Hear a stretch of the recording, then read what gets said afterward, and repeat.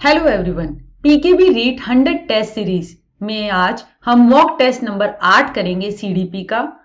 इस वीडियो को शुरू करने से पहले आज का विचार ये है कि छोटे छोटे प्रयास हमारे छोटे छोटे कदम हमें हमारे लक्ष्य के पास पहुंचाते हैं। इसलिए निरंतर आगे बढ़ते रहो, निरंतर मेहनत करते रहो। तो चलिए अपनी आज की वीडियो शुरू करते हैं। पहला क्वेश्चन, इस विचार को कि विकास के किसी भी पड़ाव पर कोई भी वस्तु सिखाई जा सकती है, किस विचारक ने यह अभिव्यक्त किया था? भाई ये किया था ब्रूनर ने, जीरोम ब्रूनर, जिन्होंने स्पाइरल करिकुलम की बात की थी। देखिए एक तरीके का जैसे स्पाइरल होता है ना, जिसके अंदर क्या होता है, जिसके अंदर जब हम थोड़ी देर आगे बढ़ते हैं और फिर वापस आते हैं नीचे की ओर, तो उसने कहा कि जो अधिगम भी होता है ना, वो इसी तरीके से होता है कि हम आगे की ओर बढ़ते हैं और फिर अपना जो पिछली बातें होती हैं ना, उनको रिवाइज करते हैं, उनको कंसोलिडेट करते हैं, इकट्ठा करते हैं और फिर लर्निंग में आगे बढ़ जाते हैं।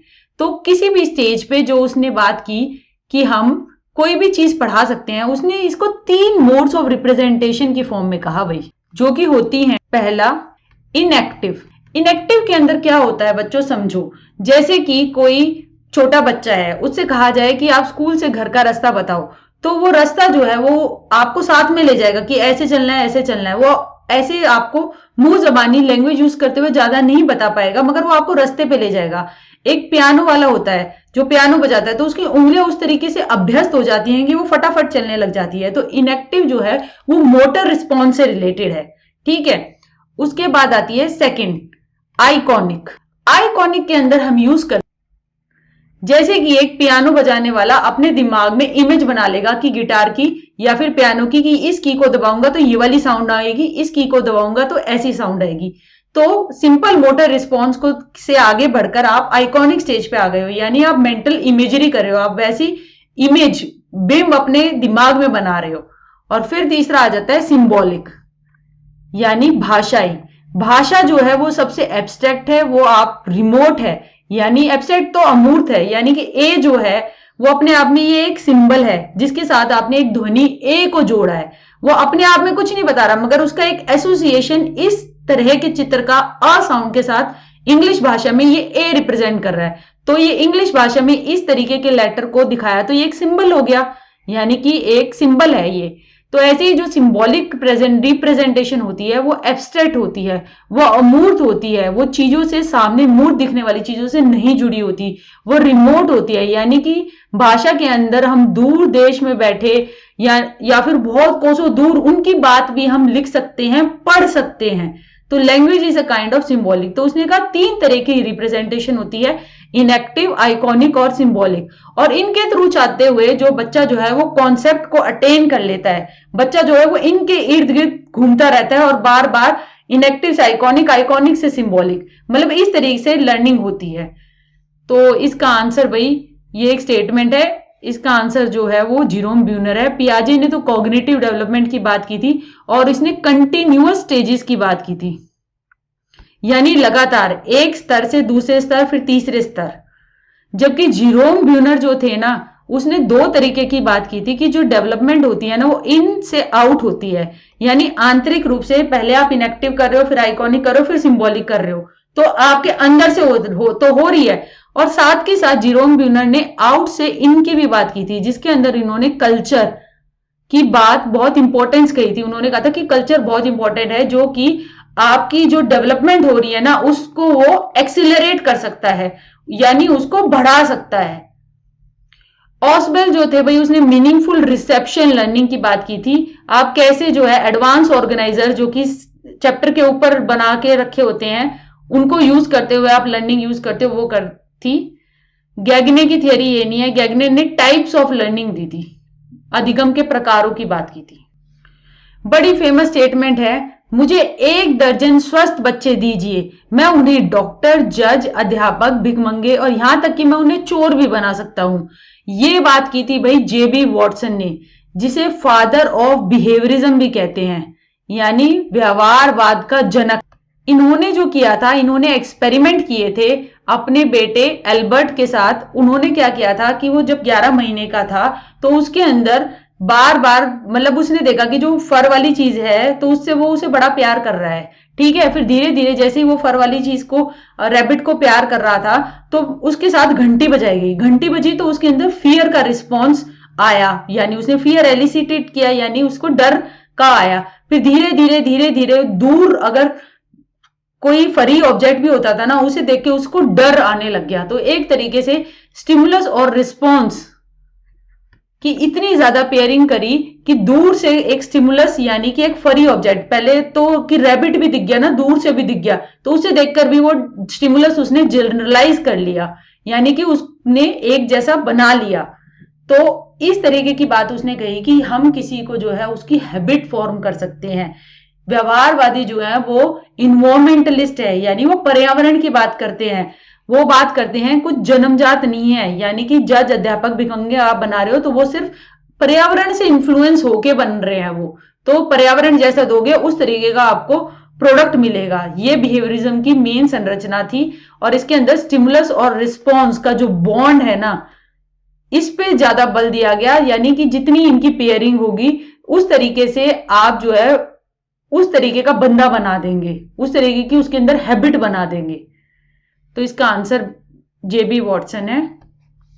हल जो थे ना, उसने तो ड्राइव रिडक्शन थियरी की बात की थी। उनकी थियरी काफी मैथमेटिकल थी, और उसके अंदर उसने कहा था कि इंटरवीनिंग वेरिएबल्स, यानी कि दो चीजें होती है ना, स्टिमुलस और रिस्पॉन्स, उसने कहा उसके बीच में भी कुछ चीजें और होती हैं, वो उसने उनकी इंपॉर्टेंस उसने बताई थी। और उसने कहा था कि ड्राइव यानी कि एक नीड होती है, यानी कि प्यास लगना, उससे रिलेटेड उसने कहा कि फिर आप पानी पीते हो तो वो शांत हो जाती है।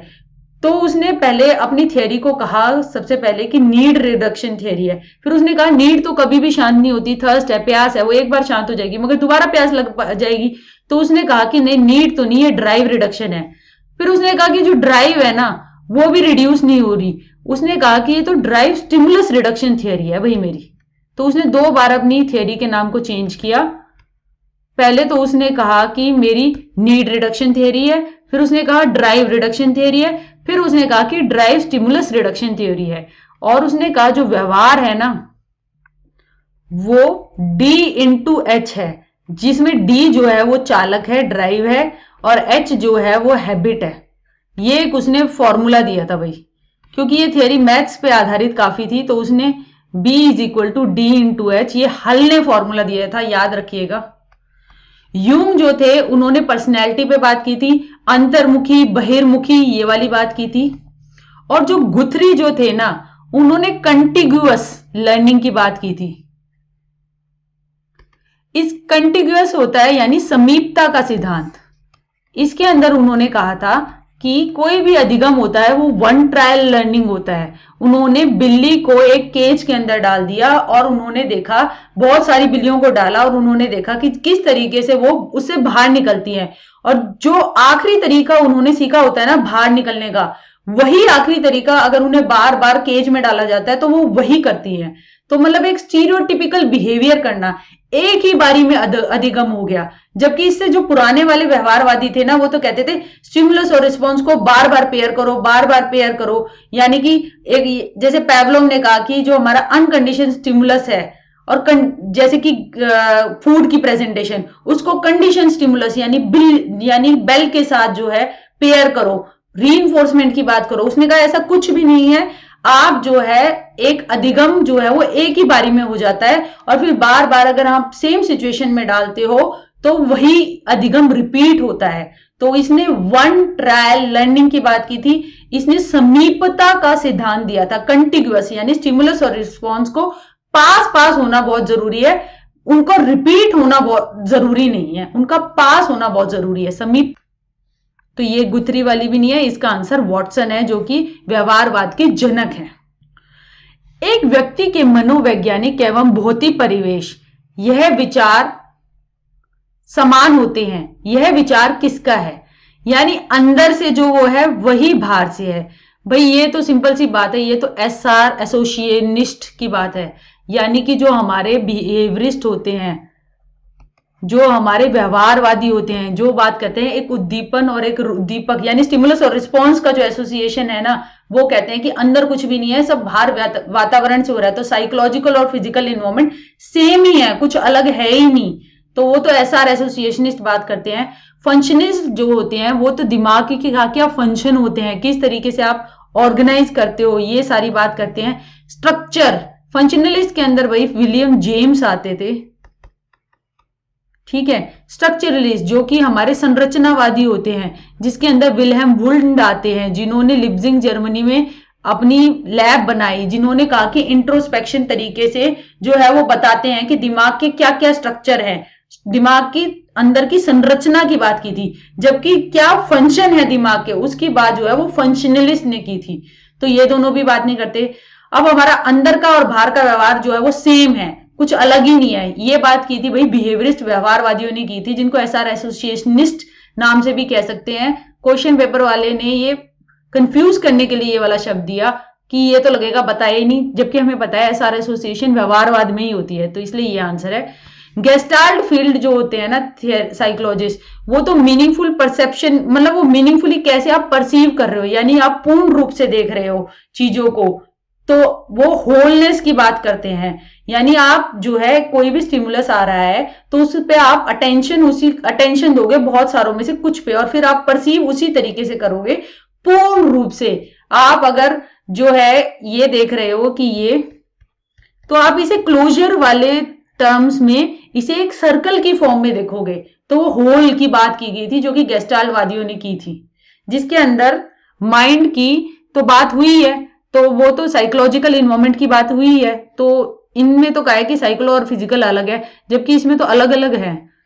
तो इसमें साइकोलॉजिकल और फिजिकल एक जो होते हैं वो एसआर एसोसिएशनिस्ट में होते हैं, जो कि व्यवहारवादी भी हैं, तो इसलिए इसका आंसर ये।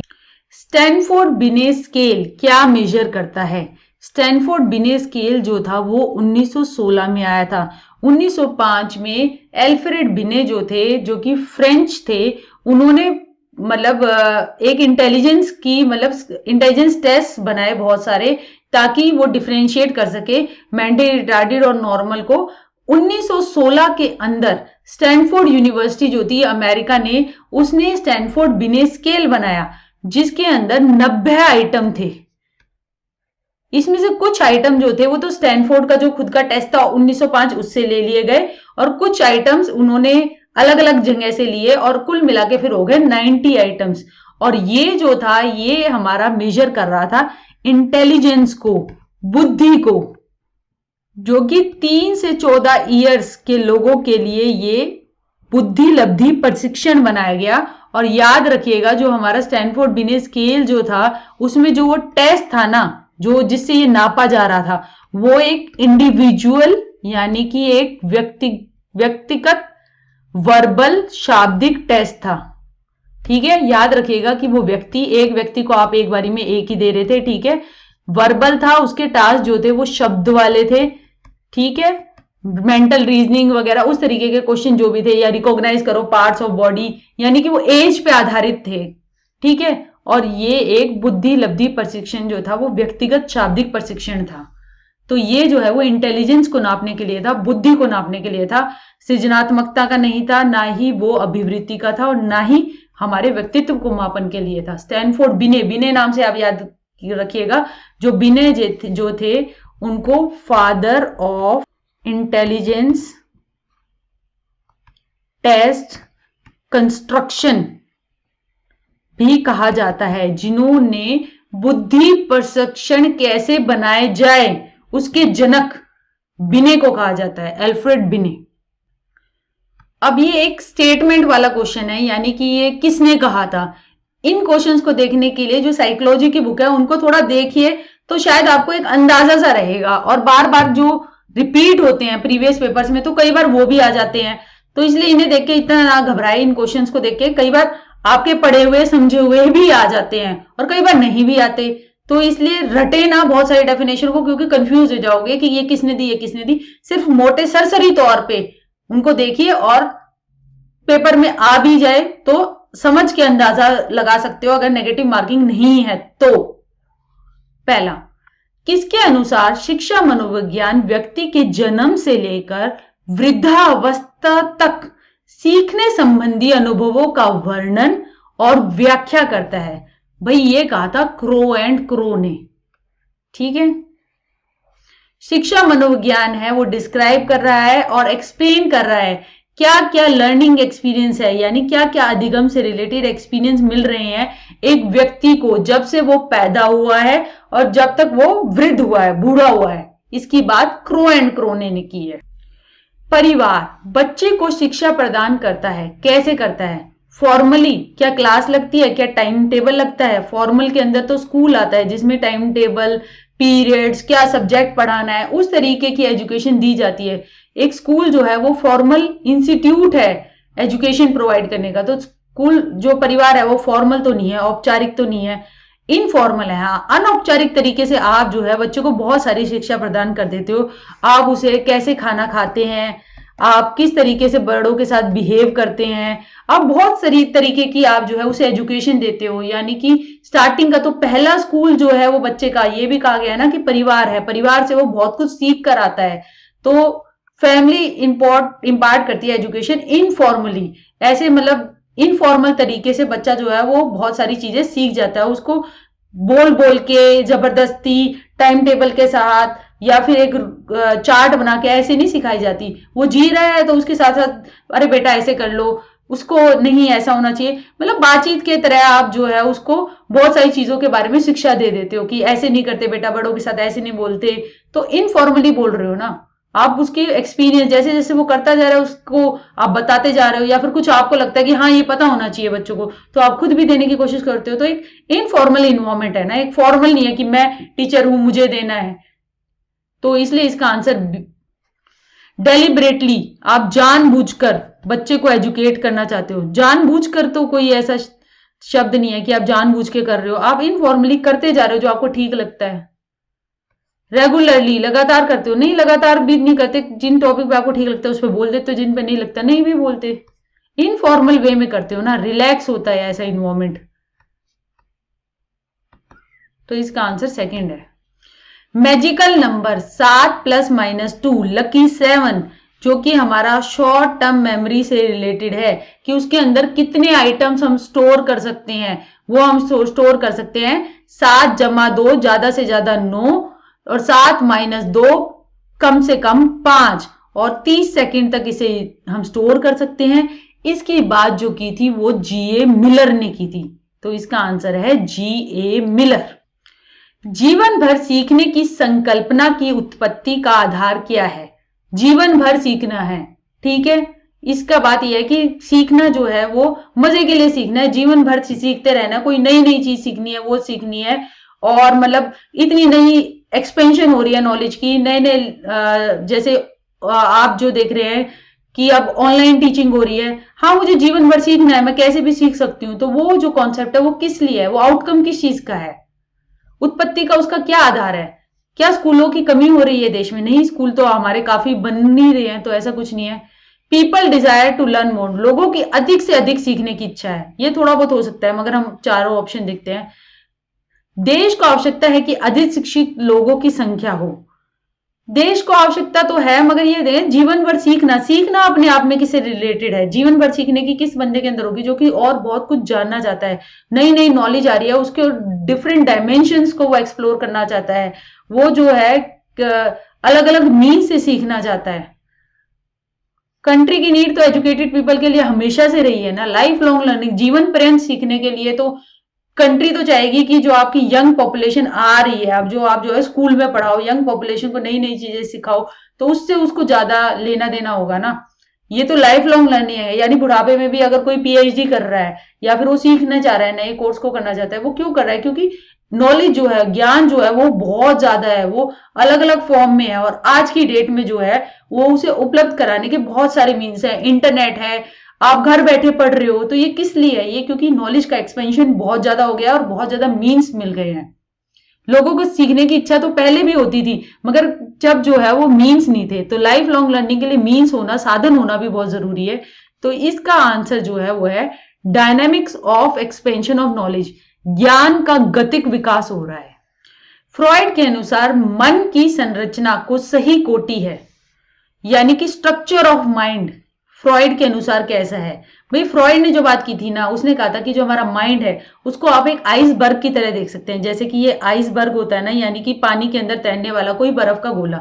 तो अब वो बर्फ जो है वो ऊपरी सतह पे तो हमें दिखती है, मगर नीचे के अंदर भी होती है। अब जो नीचे के अंदर सबसे ज्यादा अनकॉन्शियस यानी अचेतन में जो पूर्ण रूप से डूबी हुई है, यानी कि सारी की सारी डूबी हुई है, वो होती है भाई इड। इड होता है, इड को आप ऐसे शैतान की तरह भी देख सकते हो, जैसे शैतान होता है ना, यानी कि ये जो होता है ये सिर्फ प्लेजर प्रिंसिपल पे काम करता है। वो देखता है कि हाँ बस मेरी मनमानी हो, मेरी चीजें पूर्ति हो, यानी कि ये सेक्सुअल ग्रेटिफिकेशन की तरफ काम करता है। इड जो है वो, इड को जो है वो आप शैतान की तरह भी देख सकते हो, जो कि प्लेजर प्रिंसिपल पे काम करता है, जो कि अवॉइड करना चाहता है पेन को, जो कि टेंशन को रिड्यूस करना चाहता है, जो कि अपनी अचेतन मन में जितने भी डिप्रेस्ड डिजायर्स हैं या फिर विशेज हैं उनको वो बस ना देखते हुए, समाज की परवाह ना करते हुए वो अपनी इच्छा पूर्ति करना चाहता है। तो शैतान की तरह सोच सकते हो इसमें, और ये 100% अनकॉन्शियस है। ठीक है, अब इसके बाद आ गई सुपर ईगो। सुपर ईगो भी है ना, आप ये जो देखेंगे ये नीले वाले पानी के अंदर है ना, और नीले वाला पानी जो है वो अनकॉन्शियस है। तो सुपर ईगो जो है वो भी अनकॉन्शियस में उसका ज्यादातर भाग है, मगर वो हमारी कॉन्शियस में भी है थोड़ी बहुत। अब वो कॉन्शियस में भी थोड़ी बहुत इसलिए है क्योंकि ये जो है वो मोरल और एथिकल प्रिंसिपल में काम करती है, यानी समाज में रहने के लिए क्या ज्यादा ठीक है, यानी कि क्या आपकी कंसाइंस है, यानी मोरल प्रिंसिपल क्या है, क्या मैं इस तरीके से बुरे, अगर ये विचार हैं तो ये बुरे हैं, और उसके कारण आपको ऐसा लगे गिल्ट गिल्ट गिल्ट, तो वो एक आपका सुपर ईगो पे काम कर रही है। यानी कि वो मोरालिटी, नैतिकता से जुड़ी हुई है, कि आदर्शवाद से जुड़ी हुई है, कि ये चीजें करना सही है और ये चीजें करना गलत है। अगर कोई किसी की शादी हुई है तो वो सोचेगा कि एक्स्ट्रा मैरिटल अफेयर करना गलत है, सुपर ईगो उसको इस तरीके से चैनलाइज करेगी, यानी कि पर स्त्री या आदमी संबंध बनाना वो गलत है। अब ईगो जो होती है ना वो रियलिटी प्रिंसिपल पे काम करती है, और ईगो जो होती है वो कॉन्शियस में ज्यादा होती है, यानी चेतना में जो आप अभी सोच रहे हो वो आपकी ईगो है, वो रियलिटी प्रिंसिपल पे काम कर रही है, वो एग्जीक्यूटिव का काम करती है। यानी कि इड, यानी एक तरफ शैतान और एक तरफ सुपर ईगो जो कि एंजल टाइप है, तो उन दोनों को बैलेंस बनाना का काम जो करती है वो काम करती है ईगो। तो अब हमारे फ्रॉइड के अकॉर्डिंग राइट ऑर्डर जो है वो होता है इड, फिर ईगो जो कि बैलेंस का काम कर रही है, और फिर होती है सुपर ईगो। इट जो होती है वो प्योरली 100% अनकॉन्शियस में होती है, पानी में डूबी हुई होती है। ईगो जो होती है वो ज्यादातर कॉन्शियस होती है, जो कि आप सोच के एकदम से अपने व्यवहार में ला सकते हो। ठीक है, रियलिटी है, वो उस रियलिटी प्रिंसिपल पे काम कर रही है। और सुपर ईगो जो है वो ज्यादातर अनकॉन्शियस होती है, मगर उसका थोड़ा भाग जो है वो कॉन्शियस भी होता है। मतलब ये साथ में ये दोनों चीजों को ध्यान में रख के चलिएगा। और ईगो जो होती है ना बेटा, वो ध्यान रखना, ईगो जो होती है वो बैलेंस मेंटेन करने के लिए डिफेंस मैकेनिज्म्स को भी यूज करती है, जिसके बारे में हम चर्चा करते हैं। यानी कि प्रोजेक्ट करना, अपनी गलतियों को दूसरे के ऊपर प्रत्यारोपित करना, रिग्रेस करना, बच्चे की तरह बिहेव करने लग जाना, डिस्प्लेसमेंट कर देना, यानी कि अपना गुस्सा दूसरे के ऊपर उतार देना।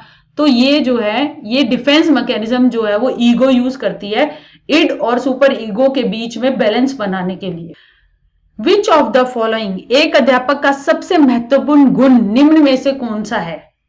पंचुअलिटी, समय पर वही टीचर आ जाती है मगर उसे कुछ आता ही नहीं पढ़ाना, वो करना, उसे कॉन्सेप्ट क्लियर है, तो वो बहुत इंपॉर्टेंट क्वालिटी तो नहीं हुई है, क्वालिटी जरूर हुई मगर बहुत सबसे महत्वपूर्ण हमें बतानी है। ठीक है, अपने विषय तो ये तो नहीं हुई, अपने विषय में महारत हासिल करना, हाँ भैया अपने विषय में महारत तो आती है मुझे। जैसे कि अगर मैं मानूं कि कोई एग्जांपल दूं कि एक टीचर है उसे खुद से तो बहुत कुछ आता है, मगर वो जब बच्चों को समझाना आता है तो वो बच्चों को समझा ही नहीं पाती। तो एक तरीके से जो उसका कंसेप्ट की मास्टरी है, तो वो अगर वो स्टूडेंट्स को ही नहीं सिखा पाई तो वो एक अच्छी अध्यापक थोड़ी हुई।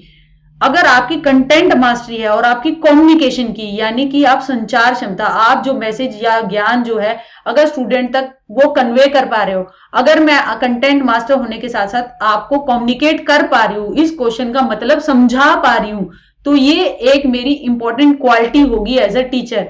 अगर सिर्फ मेरे पास कंटेंट हो और मैं आपको नहीं समझा पाती तो वो टीचर की अच्छी क्वालिटी नहीं है। कंटेंट मास्टरी तो एक लर्नर की अच्छी क्वालिटी हो जाएगी कि हाँ अधिगम करने के लिए मेरे को कंटेंट आ गया, तो वो तो अच्छी बात है, मगर एज ए टीचर कंटेंट भी आना चाहिए और उसको कम्युनिकेट करना भी आना चाहिए, दूसरे को समझाना भी आना चाहिए, जिस तरीके के एज ग्रुप बच्चों के साथ या बड़ों के साथ जिसके साथ आप डील कर रहे हो। तो इसका आंसर 3 बिल्कुल सही है। सोशेबिलिटी, सामाजिक क्षमता। सामाजिक क्षमता जो है वो एक छोटा गुण है, यानी कि सामाजिक तरीके से आप अच्छा बोल रहे हो। सामाजिक सोशेबल जो होते हैं वो तो पॉलिटिशियन भी होते हैं, मगर क्या उन्हें सब्जेक्ट की इतनी मास्टरी होती है?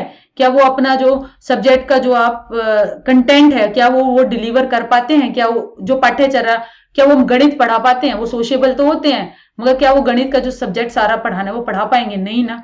तो कंटेंट का मास्टर होना और उसको कम्युनिकेट करना ये सबसे महत्वपूर्ण है, इसलिए इसका आंसर। अब ये देखिए, बड़ा इंपॉर्टेंट क्वेश्चन है।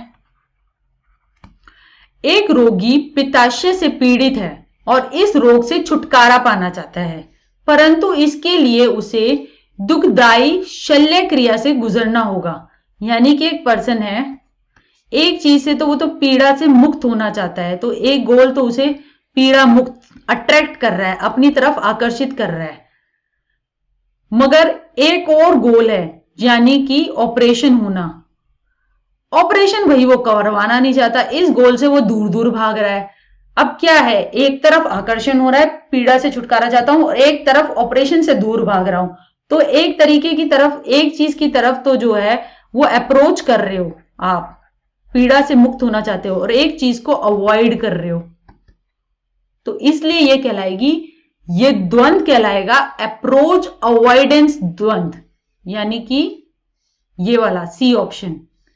उपागम परिहार द्वंद्व, एक की तरफ आकर्षण है, एक की तरफ से रिपेल है, यानी कि दूर भाग रहे हो। अप्रोच में तो बेटा दोनों तरफ पॉजिटिव होता है, आरएएस बन जाऊं या आईएएस बन जाऊं, एग्जाम्पल है इसका। अवॉइडेंस दोनों चीजें से भागना चाहते हो, यानी कि स्कूल भी नहीं जाना चाहते, ठीक है, और घर पे माँ बाप के ताने भी नहीं सुनना चाहते। तो ये इधर गिरू तो कुआ, उधर गिरू तो खाई, तो बी भी नहीं है।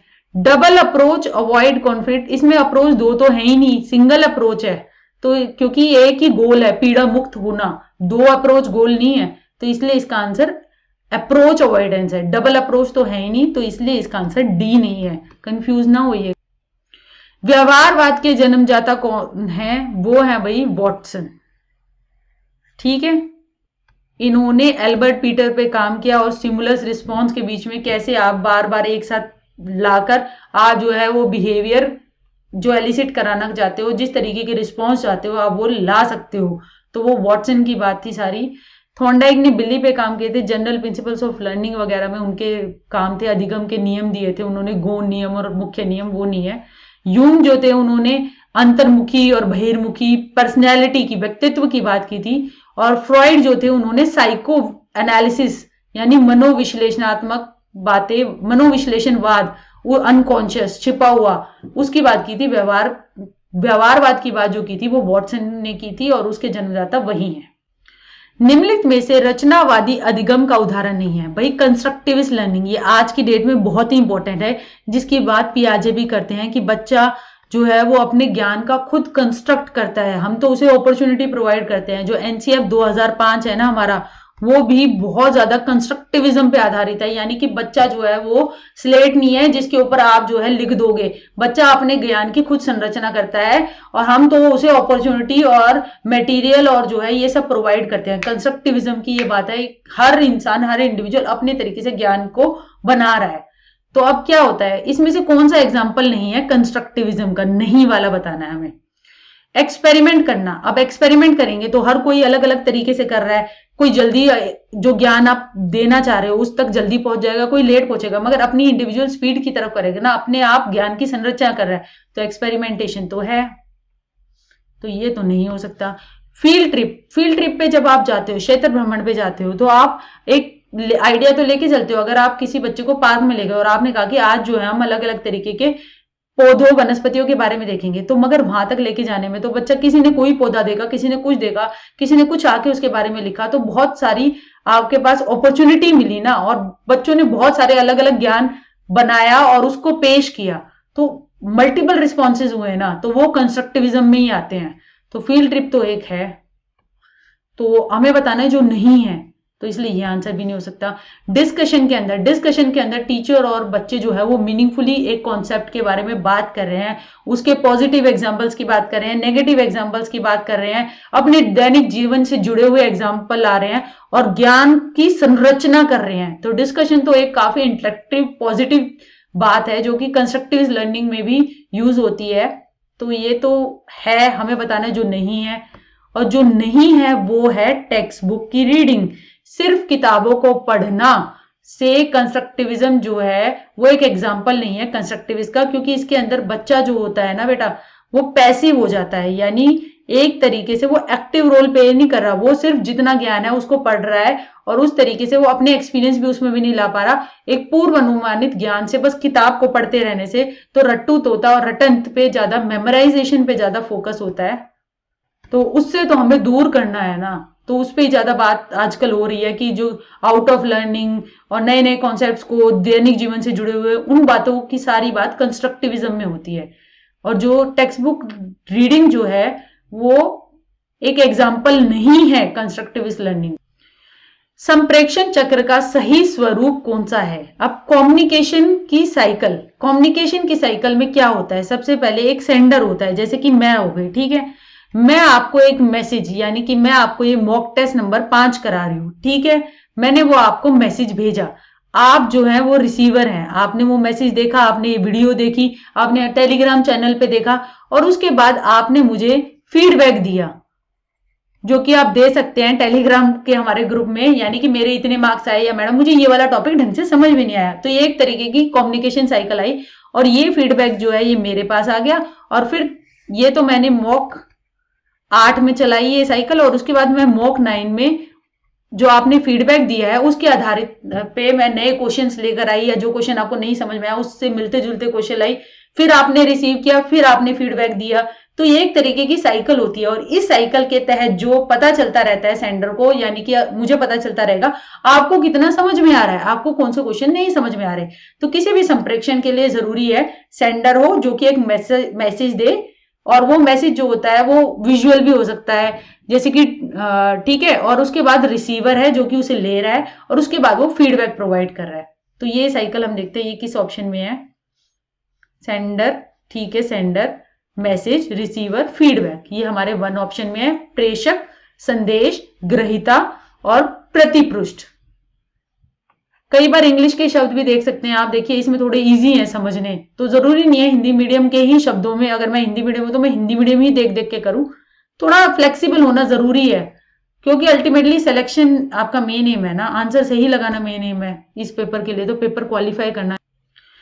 परीक्षा प्रतिमान का विकास, भाई ये जो किया था ना इंक्वायरी ट्रेनिंग मॉडल, ये सुचमैन ने किया था।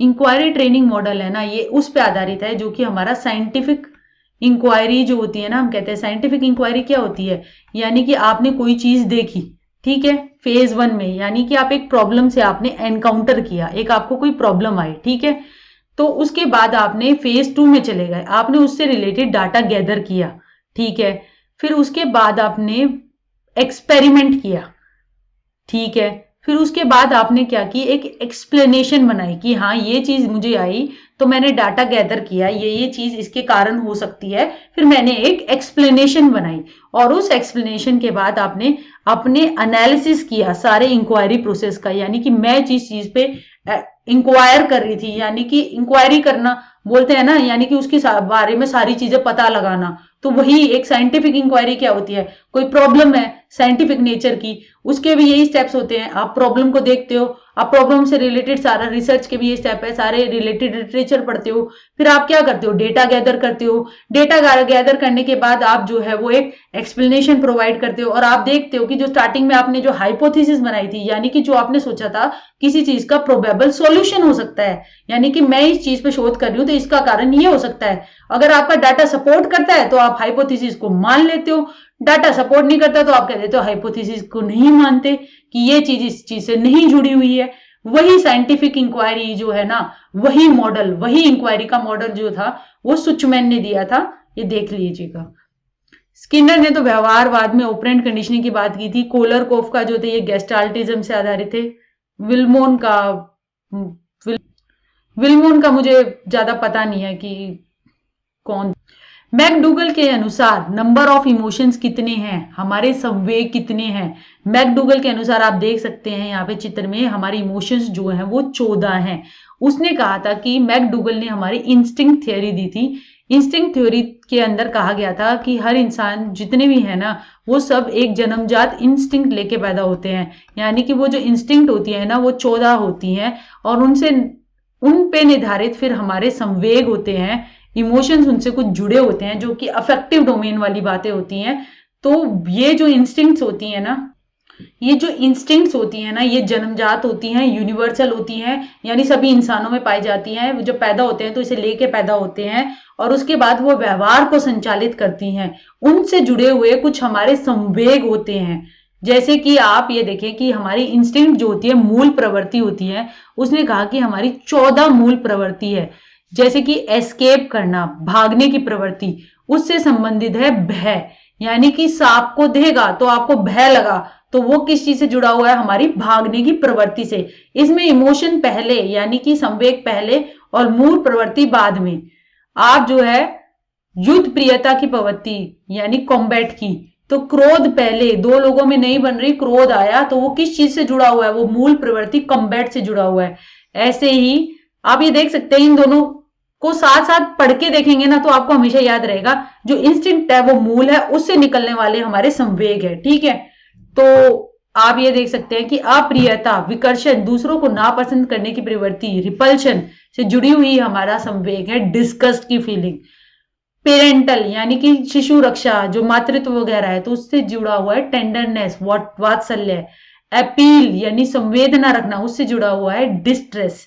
ठीक है, सेक्स की प्रवृत्ति, उससे जुड़ी हुई है इमोशन लस्ट का। क्यूरियोसिटी की प्रवृत्ति, यानी कि जिज्ञासा की प्रवृत्ति, उससे जुड़ा हुआ है इमोशन वंडर का। ठीक है, तो ये इस तरीके से आप पेयरिंग को पढ़िए एक दो बार तो आपको याद रहेगा, क्योंकि इस पे आधारित भी एक क्वेश्चन आ सकता है बाय चांस कि आपके पास आ जाए कि जो हमारी ये प्रवृत्ति है क्रिएशन की, यानी कि सृजनात्मकता से रिलेटेड है ये, तो उसकी मूल प्रवृत्ति कौन सी है? उसकी मूल प्रवृत्ति कंस्ट्रक्शन है। तो ठीक है, ये आप पेयर में पढ़ लीजिएगा, ये आप यहां से। तो मैकडूगल ने नंबर ऑफ इमोशंस 14 दिए थे, और क्योंकि वो 14 इमोशन जो थे वो 14 मूल प्रवृत्ति, 14 ही इंस्टिंक्ट थी, उस पर आधारित थे। निम्न में से कौन सा किशोर अधिगमकर्ता के नैतिक विकास से संबंधित नहीं है?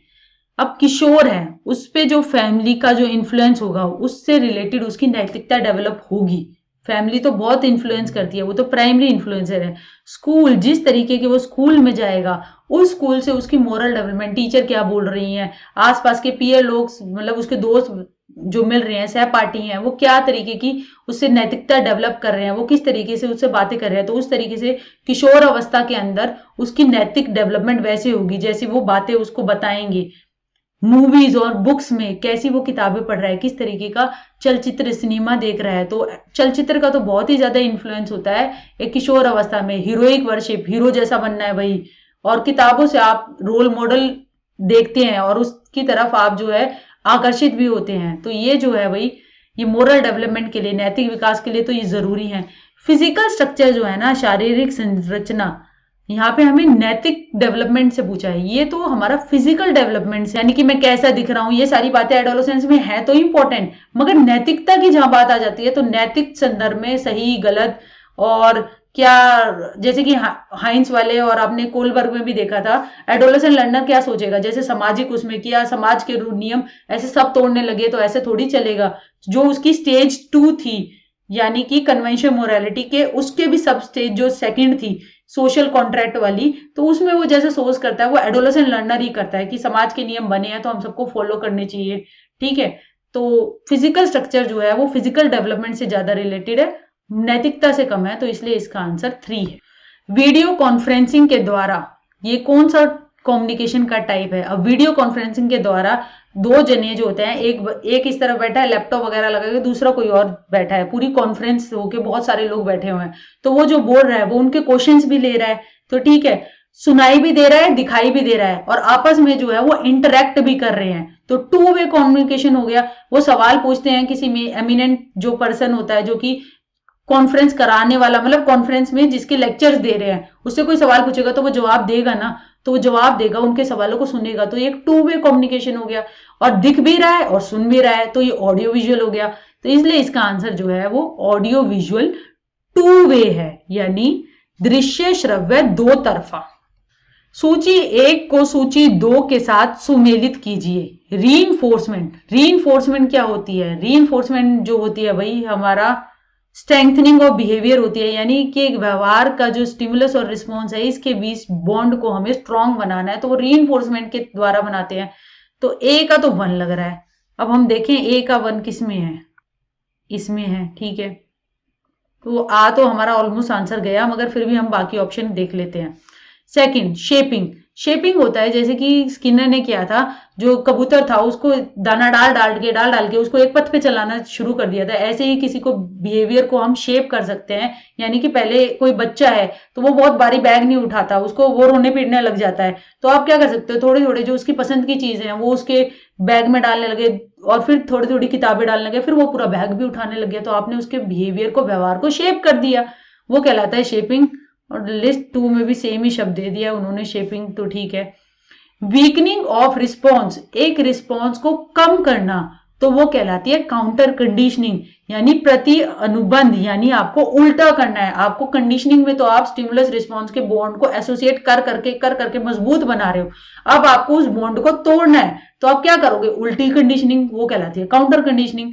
रिकरिंग ऑफ अ रिस्पॉन्स, आपने क्या किया, आपने एक हैबिट जो थी उसको तोड़ दिया, आपने स्टिमुलस और रिस्पॉन्स के बॉन्ड को तोड़ने के लिए आप जो पुनर्बलक रीइंफोर्समेंट देते थे वो आपने बंद कर दी। मगर कई बार क्या होता है कि एकदम से वो रिस्पॉन्स है ना वो वापस आ जाता है, स्पॉन्टेनियसली आ जाता है, एकदम से आ जाता है वो, तो वो कहलाती है स्पॉन्टेनियस रिकवरी, यानी कि वो कहीं दबा भूला था अभी भी, तभी तो वो व्यवहार में आया, तो वो कहलाता है recurring of response, spontaneous recovery. बिल्कुल सीधी सीधी मैचिंग है, तो हम देख लेते हैं, ए का 1, बी का 2, सी का 3, डी का 4, तो इसलिए हमारा कूट बी इसका आंसर है।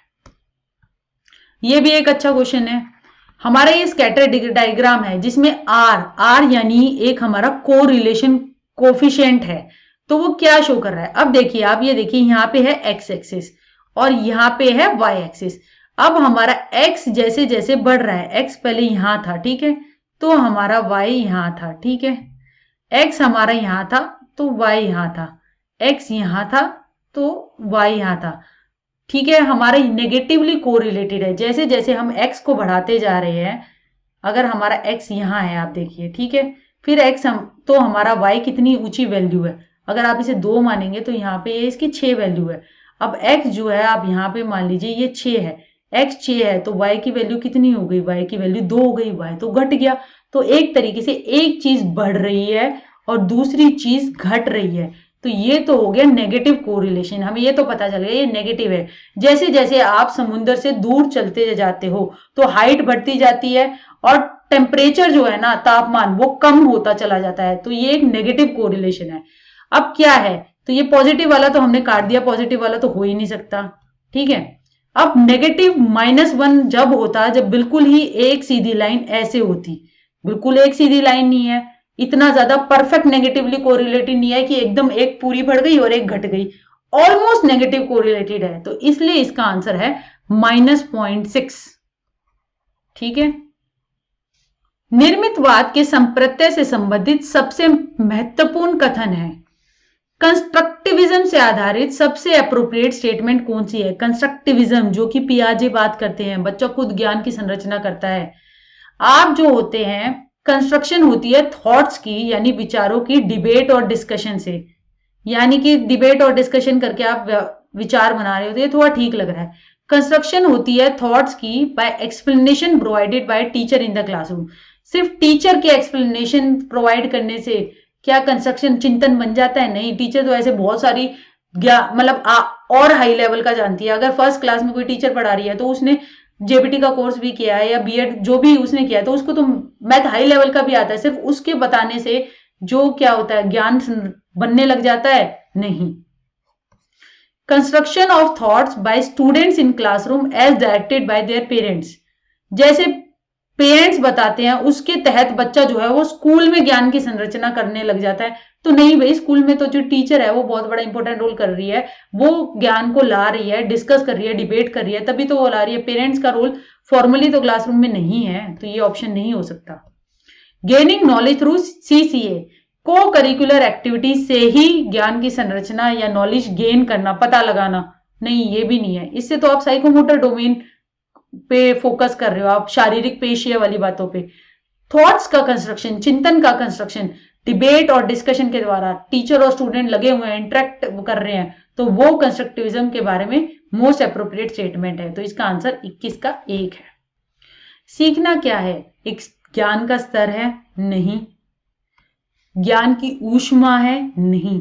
सीखने, learning is a desirable modification change, यानी कि जिस तरीके का आप व्यवहार चाहते हैं, अपेक्षित व्यवहार चाहते हैं, उस तरीके का आप सिखा रहे हैं, उस तरीके की अधिगम करा रहे हैं।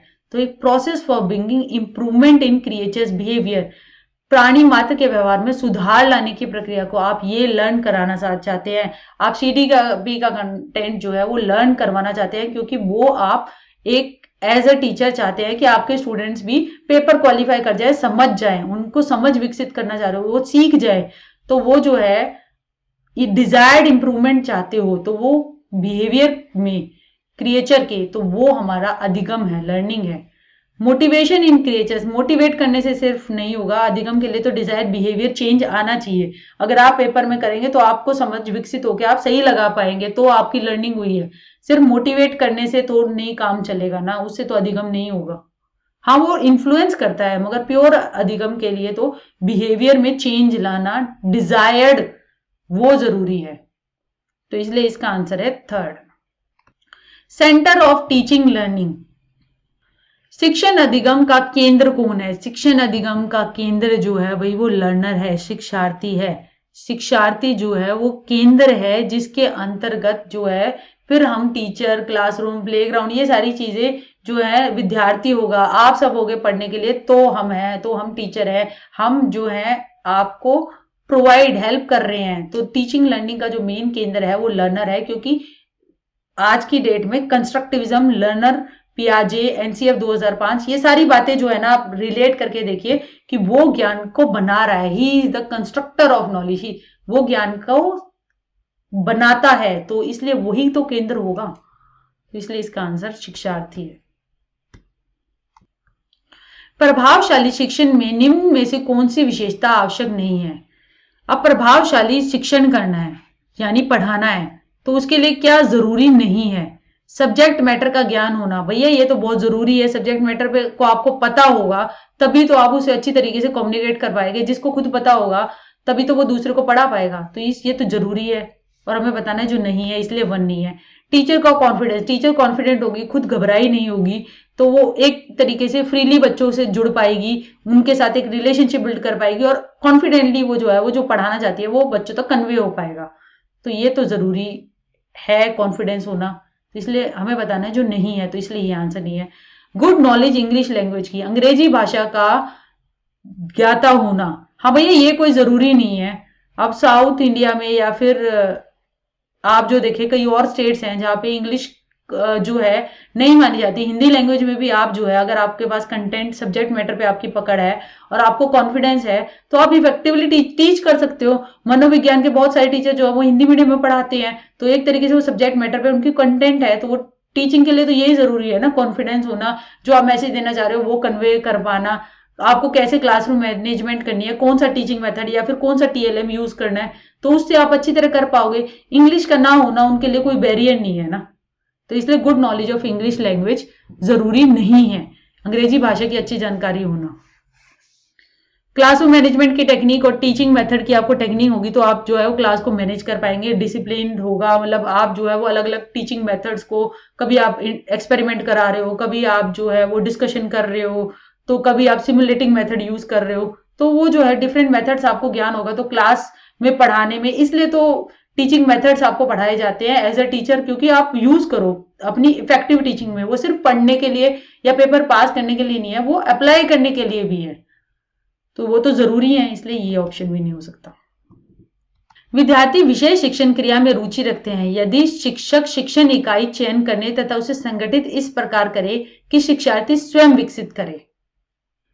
बच्चे जो हैं वो ज्यादा किसी एक्टिविटी के साथ जब जुड़ जाते हैं, जब टीचर जो है वो लर्निंग यूनिट क्या पढ़ाना है वो इस तरीके से करे कि बच्चों को जो है वो काफी रुचिकर लगे।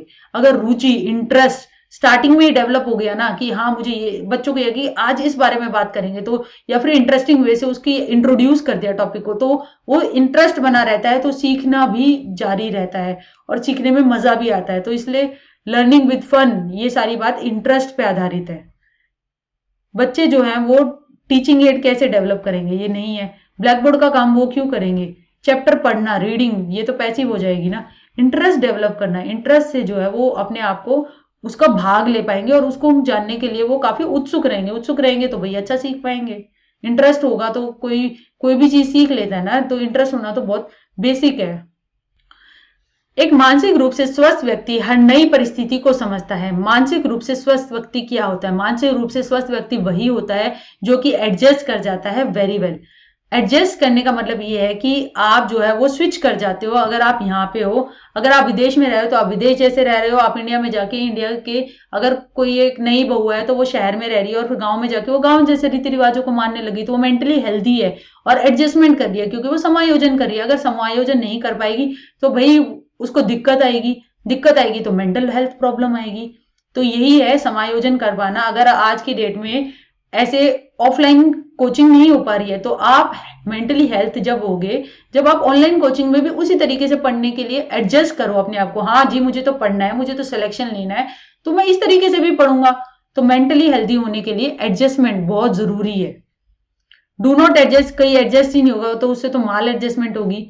डिस्टर्ब करेंगे सोसाइटी में, अव्यवस्था पैदा करेंगे तो इससे भी कलेश होंगे भाई। इससे तो कोई भी सिचुएशन को हैंडल ही नहीं कर पाएंगे तो इससे तो इन्फीरियोरिटी कॉम्प्लेक्स डेवलप हो जाएगा, यानी कि मैं तो कुछ कर ही नहीं सकता। तो वो जो है वो भी एक मेंटली हेल्थ जो है उसको डिस्टर्ब करेगी। मेंटली अनहेल्दी बंदे की वो पहचान है। तो इसलिए इसका आंसर है 1। नीचे दी गई सूची में से विद्यार्थी के उन अभिलक्षणों को चिन्हित करें, यानी कि लर्नर कैरेक्टरिस्टिक्स को करें जो कि फैसिलिटेट करेंगे, जो कि बढ़ाएंगे टीचिंग लर्निंग सिस्टम को, शिक्षण और अधिगम सिस्टम को, ताकि वो और बढ़िया हो। हमें करेक्ट कोड बताने हैं, ठीक है। बच्चे के पूर्व प्रायर एक्सपीरियंस, पूर्व अनुभव भी भाई ये तो इंपॉर्टेंट है। वो जो क्लास में लेकर आता है या फिर किसी टॉपिक के बारे में उसकी कितनी समझ है, तभी उस पर आधारित आपका नया शिक्षण हो पाएगा। तो ये तो सही है। फैमिली लिनेज यानी पारिवारिक वंशवाद, यानी अमीर परिवार से आ रहा है या फिर गरीब से आ रहा है तो उसका तो कोई आपको टीचिंग लर्निंग में इन्फ्लुएंस नहीं लाना, तो ये तो नहीं है। एप्टीट्यूड क्या है, बच्चे की क्या अभिरुचि है। बच्चा जो है वो म्यूजिक में उसका एप्टीट्यूड है, यानी म्यूजिक में जो है उसका पोटेंशियल है, आगे वो और अच्छा कर सकता है, तो वो टीचिंग लर्निंग में वो थोड़ा बहुत यूज हो सकता है। बच्चा कौन सी स्टेज ऑफ डेवलपमेंट में है, भाई पियाजे की तरह वो कॉन्क्रीट ऑपरेशनल में है, यानी मूल संक्रियातक में है, तो उसको किस तरीके के मटेरियल देने हैं जिससे वो कर पाएगा। उसको सीधा एब्स्ट्रैक्ट अलजेब्रा की किताब तो नहीं दे सकते ना आप गणित में, उसको किस तरीके का आप दोगे, उसकी डेवलपमेंट के स्टेज पे डिपेंड करेगा। तो ये तो है। लर्नर की क्या फूड हैबिट है और क्या हॉबी है। अब खाने से रिलेटेड हैबिट और टीचिंग लर्निंग इसमें थोड़ा सा कोई खास वो नहीं लग रहा, तो ये भी नहीं है। रिलीजियस एफिलिएशन, किस धर्म को मानता है, उससे आपको क्या है, आपको तो बच्चे से है ना कि आपके पास जो बच्चा आ रहा है उसका क्या एप्टीट्यूड है, यानी कि वो किस चीज में आगे बढ़ सकता है, क्या वो एक्सपीरियंस लेकर आ रहा है और वो किस धर्म को मानता है। तो आपको कोई बायस तो नहीं करना, आपको तो सब धर्मों को एक जैसा मान के बच्चों को एक तरीके की ऐसी फीलिंग डेवलप करवानी है कि सब बढ़िया है, सब एक साथ एक दूसरे के रिलीजन की रिस्पेक्ट करो, क्योंकि इंडिया में इतने सारे रिलीजन है। तो डेमोक्रेसी में रहने के लिए एक दूसरे की बातों को सुनो और स्टीरियोटाइप मत बनाओ। तो रिलीजियस एफिलिएशन करना कोई नहीं आएगा इसमें कि वो कौन से धर्म से करता है। हाँ उसको प्रोपोगेट करो, मगर मेन इफेक्टिव टीचिंग लर्निंग के लिए उसके प्रायर एक्सपीरियंस है, एप्टीट्यूड है और स्टेज ऑफ डेवलपमेंट है। तो ए, सी और डी लग रहा है। अब ये किसके अंदर है, वो भाई पहले के अंदर है, देखिए ए, सी एंड डी, तो इसलिए इसका आंसर पहला है। निम्नलिखित कथनों में से समुच्चय में से कौन सा शिक्षण और अधिगम के प्रकृति एवं उद्देश्यों को सर्वोत्तम रूप से प्रस्तुत करता है, यानी कि टीचिंग और लर्निंग के ऑब्जेक्टिव्स क्या है, शिक्षण के और अधिगम के। ये कुछ स्टेटमेंट दे रखी हैं जो उनके ऑब्जेक्टिव्स यानी कि क्या पाना चाहते हैं उससे रिलेटेड है। टीचिंग जो है शिक्षण बेचना है और लर्निंग खरीदना है, भाई ये थोड़ी है, ये तो बहुत ही गलत है। आप ये कोई दुकान थोड़ी चल रही है। तो ए जिसमें आया ना वो तो बिल्कुल काट दो, इसमें आ रहा है ना ये, तो ये नहीं होगा इसका आंसर।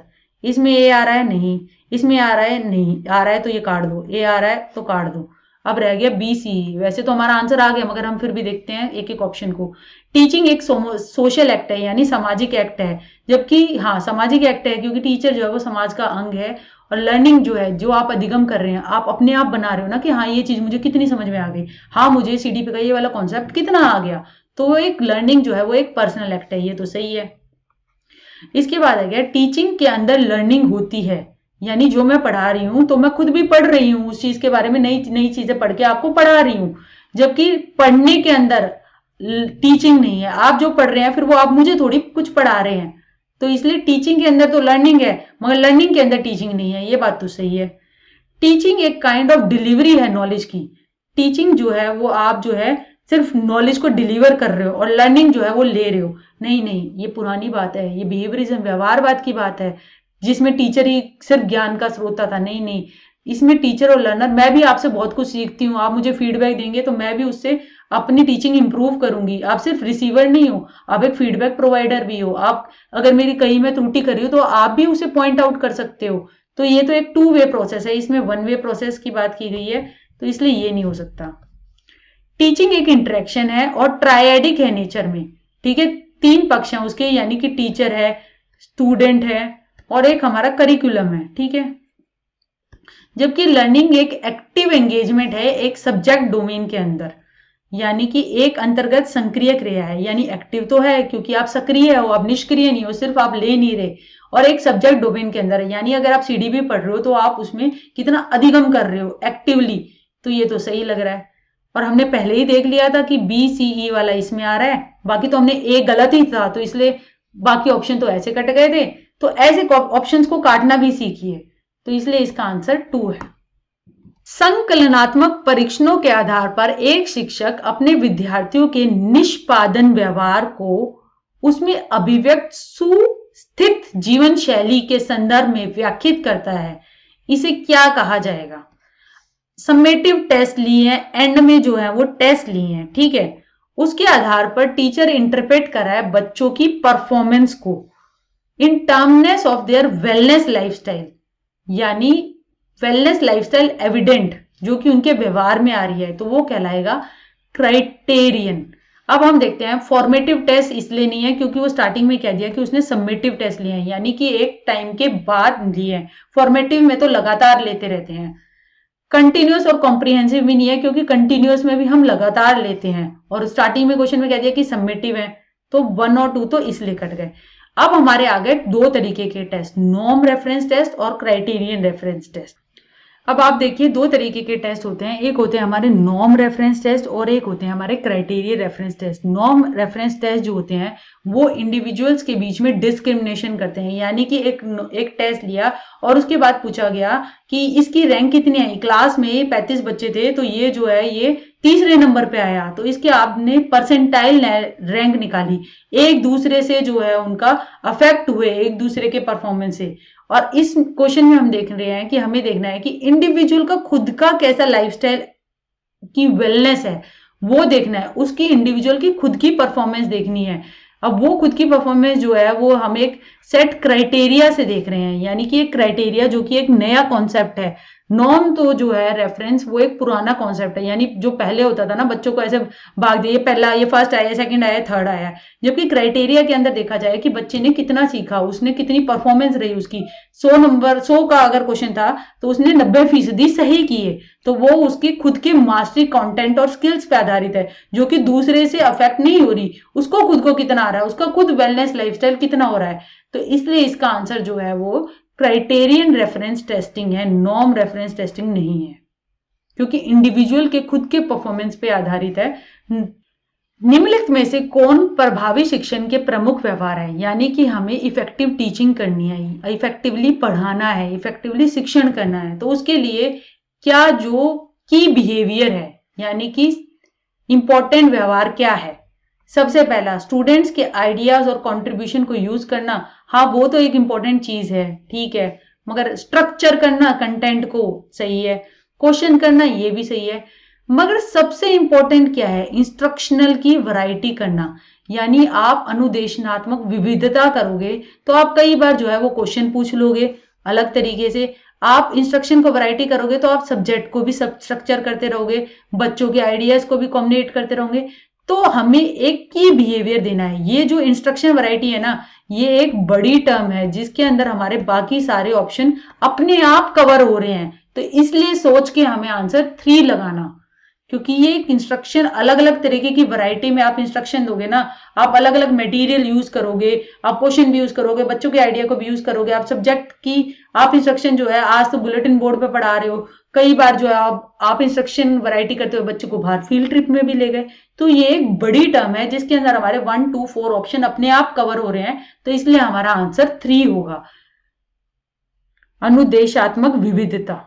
तो थैंक यू वेरी मच। हमारा टेलीग्राम चैनल आप ज्वाइन कर सकते हैं, उस पर पीडीएफ अवेलेबल है और उस पर हम रोज शाम को डालते हैं मॉक टेस्ट। उनको प्रैक्टिस कीजिए, अपने स्कोर को भी शेयर कीजिए और मेहनत करते रहिए। All the best. ये इस मॉक की आंसर की है, आप देख सकते हैं। Thank you very much.